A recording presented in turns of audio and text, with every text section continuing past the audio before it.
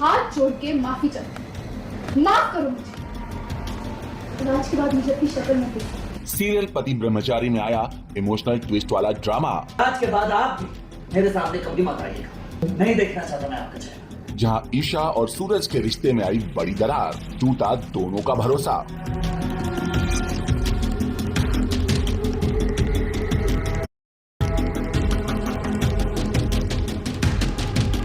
जी हां, सीरियल पति ब्रह्मचारी में इन दिनों इमोशंस का जबरदस्त तूफान देखने को मिल रहा है। कहानी में उस वक्त बड़ा मोड़ आता है जब ईशा और सूरज एक ही कमरे में सो रहे होते हैं, लेकिन दोनों के बीच पर्दा लगा होता है। तभी अचानक सूरज नींद से घबराकर उठ जाता है और जोर जोर से पापा पापा कह के चिल्लाने लगता है। पापा पापा पापा पापा।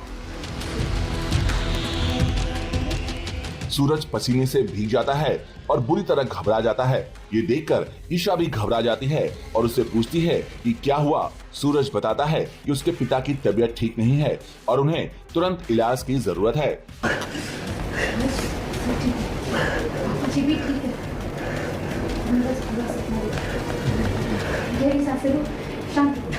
हाँ? जब तक पापा ठीक नहीं हो जाते ये बेचैनी तो लगी रहेगी ना ईशा जी। सूरज कहता है कि जब तक पापा ठीक नहीं होंगे उसे चैन नहीं मिलेगा। जब तक पापा ठीक नहीं हो जाते तब तक तो ये बेचैनी लगी रहेगी ना ईशा जी।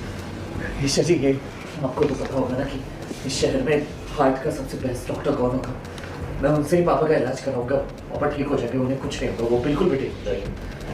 सूरज पापा जी का इलाज तो डॉक्टर नहीं कर सकते। उनकी इलाज में सिर्फ एक ही दवा है। वो क्या है ईशा जी? इसी बीच ईशा एक आईएएस का फॉर्म लेकर आती है और सूरज से कहती है कि अगर वो ये फॉर्म भर दे तो उसके पिता की तबीयत अपने आप ठीक हो जाएगी। ये देखकर सूरज हैरान होता है।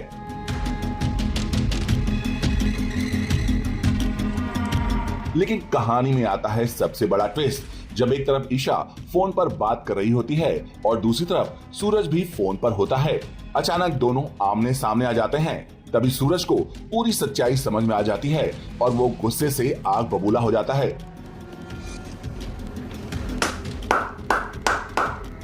ईशा जी क्या बात है, हाँ? आपको आईएएस नहीं एक्टिंग ट्राई करनी चाहिए। सूरज ईशा पर आरोप लगाता है कि उसने उसके परिवार का इस्तेमाल किया। सूरज कहता है कि उसके पिता को कुछ भी नहीं हुआ था और ईशा ने उससे झूठ बोला है।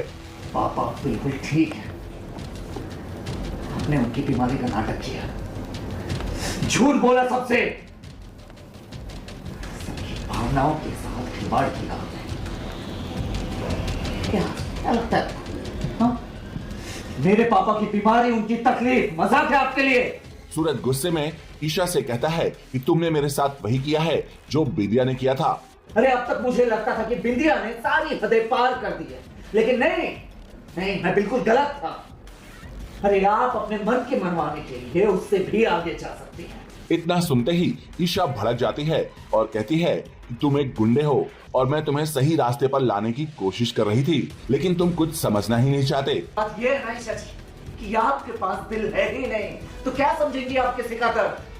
हिम्मत कैसे हुई मेरी तुलना बिंदिया से करने की? उसी औरत से मेरी तुलना करके तुमने मुझे कैसे किया?